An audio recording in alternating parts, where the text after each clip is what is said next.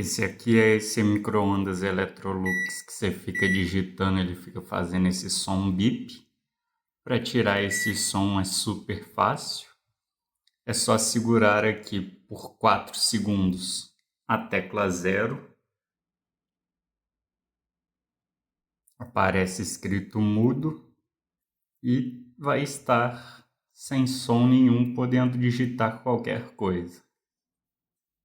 Mas ficando atento, porque não vai apitar também na hora que ele terminar.